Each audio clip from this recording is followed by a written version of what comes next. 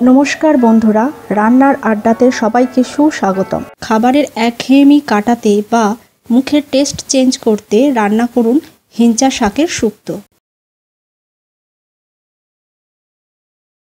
রান্নাটা করতে লাগছে হিঞ্চে শাক 100 গ্রাম বা 1 আঁটি, 50 গ্রাম করে গাজর, বিনস, সিম ও পেঁপে, 100 গ্রাম কাটা বেগুন, একটা মাঝারি সাইজের আলু আর 20টা হলুদ ডালের বড়ি।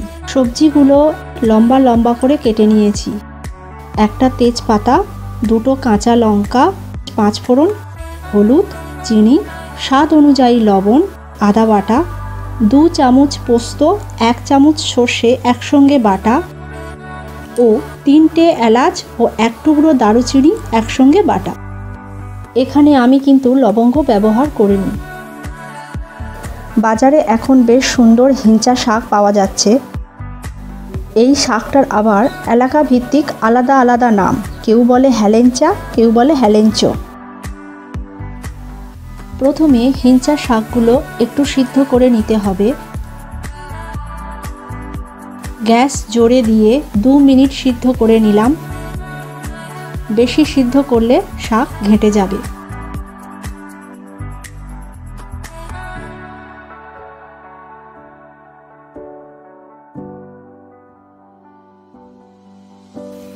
জল ঝরিয়ে আলাদা করে রাখলাম।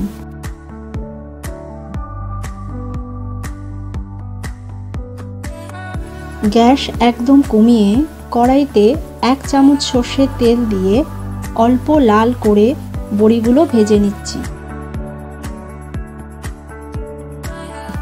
বড়ি বেশি ভাজবেন না, তাহলে বড়ির স্বাদ নষ্ট হয়ে যাবে।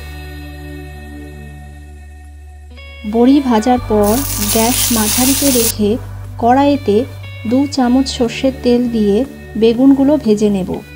বেগুন আলাদা ভাজতে হবে, কারণ অন্য সবজির সঙ্গে ভাজলে বেগুন যেহেতু নরম ভেঙে যেতে পারে। কড়াইতে তেল দিয়ে এবার বাকি সব সবজিগুলো একসঙ্গে ভেজে নিচ্ছি। এই রান্নাটিতে আপনারা চাইলে আপনাদের পছন্দ মতো সবজি যোগ করতে পারেন অথবা বাদ দিতে পারেন।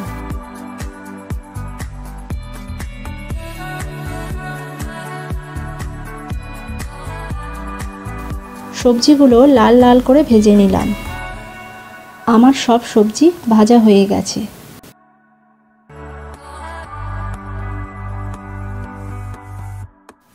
এবার ফোড়ন রেডি করে নিচ্ছি।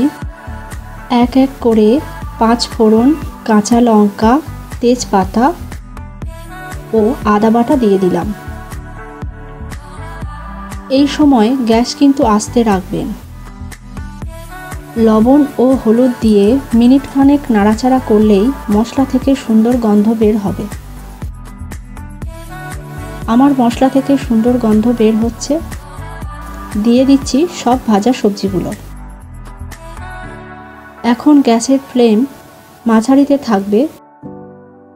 2 মিনিট আবার নাড়াচাড়া করে সিদ্ধ করে রাখা হিঞ্চা শাক দিয়ে দিলাম। শাকটা বাকি সবজির সঙ্গে মিশিয়ে নিলাম। শুক্তো রান্নার জন্য পোস্ত আর সর্ষের ভাগটা একটু মনে রাখবেন। 1 চামচ সর্ষে নিলে 2 চামচ পোস্ত নিয়ে নেবেন। সর্ষে পোস্ত বাটা মিশিয়ে দিয়ে দিলাম 1 কাপ জল। জলটা দেওয়ার সময় একটু খেয়াল রাখবেন। সবজি সিদ্ধ হতে যতটা জল লাগবে ঠিক ততটা জলই দেবেন। দিয়ে দিচ্ছি বড়ি। এবার দিয়ে দিলাম চিনি।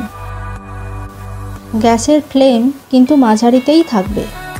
চাপা দিয়ে সবজিগুলো 6-7 মিনিট সিদ্ধ করে নেব। সবজি সিদ্ধ হয়ে গেছে। দিয়ে দিলাম 1/2 চা চামচ জিরে গুঁড়ো এবং এলাচ দারুচিনি বাটা। এখানে আমি কিন্তু লবঙ্গ ব্যবহার করিনি। আমার রান্না শেষ। পরিবেশন করুন গরম ভাতের সঙ্গে হিঞ্চা শাকের শুক্তো। রেসিপিটা কেমন লাগলো কমেন্টে জানাবেন। রান্নাটা ভালো লাগলে পাশে থাকবেন।